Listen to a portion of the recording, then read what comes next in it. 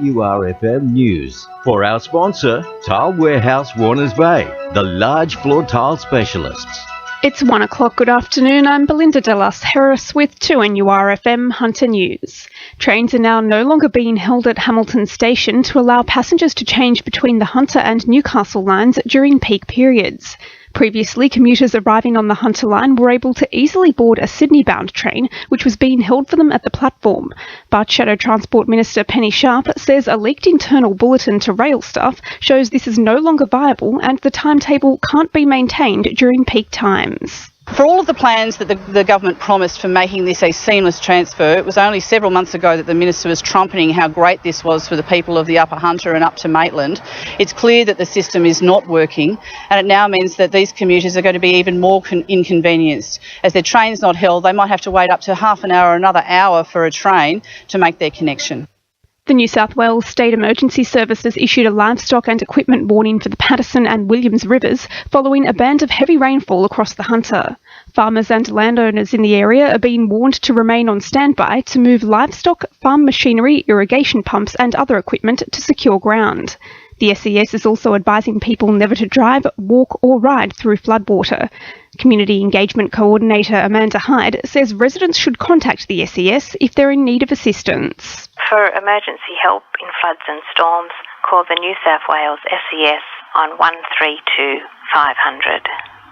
Groundswell Gloucester is calling on the state government to permanently suspend AGL's coal seam gas licence after toxic chemicals were found to have contaminated the Hunter's fracking wastewater. It follows the discovery of harmful BTEX chemicals in the region's supply, prompting the interim suspension of AGL operations, now currently being investigated by the EPA.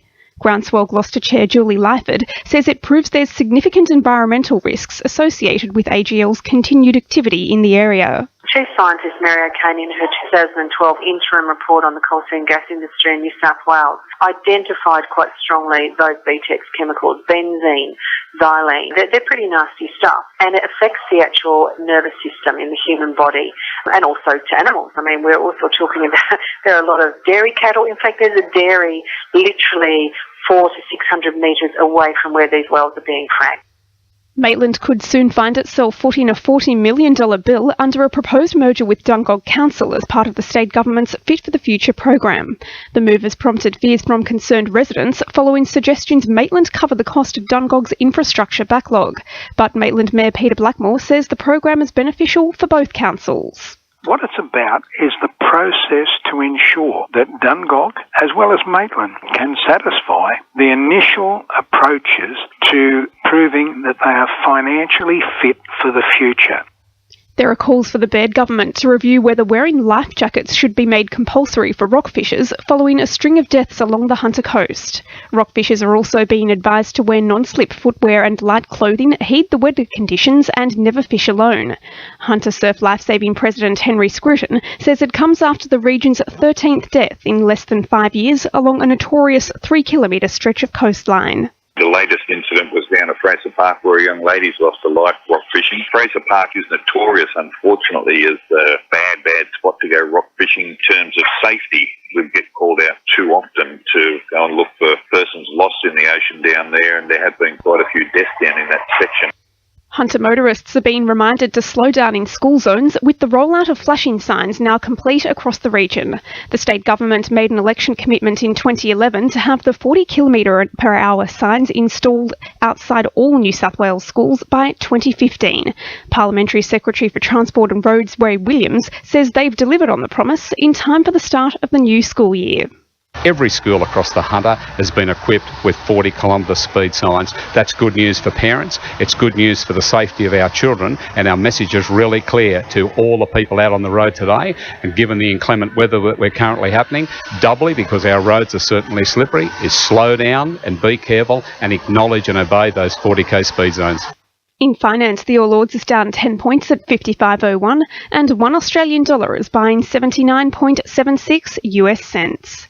Now with sport, Georgia Cowan. Australia has booked a ticket into the Asian Cup final following last night's 2-0 win over the United Arab Emirates at Hunter Stadium. The green and gold sealed the deal with 2 goals in the opening 15 minutes, courtesy of defenders Trent Sainsbury and Jason Davidson. Socceroos coach Ange Postecoglou has told Fox Sports they're ready for Saturday's clash with South Korea. Players are developing for us now, and they've had that exposure to international football. On the final day, we're going to be there and we've got a shot at the title. Meanwhile, embattled Newcastle Jets coach Phil Stubbins has flown to Brisbane for emergency talks with owner Nathan Tinkler after losing the support of players. The squad met with the Professional Footballers Australia Union yesterday to voice their concerns over direction and unpaid superannuation entitlements at the club. And Patterson javelin thrower Rigby Vane Wood has made the cut for this Saturday's Hunter Track Classic after blitzing last weekend's Open and Under-19s divisions. That's sport. I'm Georgia Cowan. 2NURFM news time is coming up to 1:06.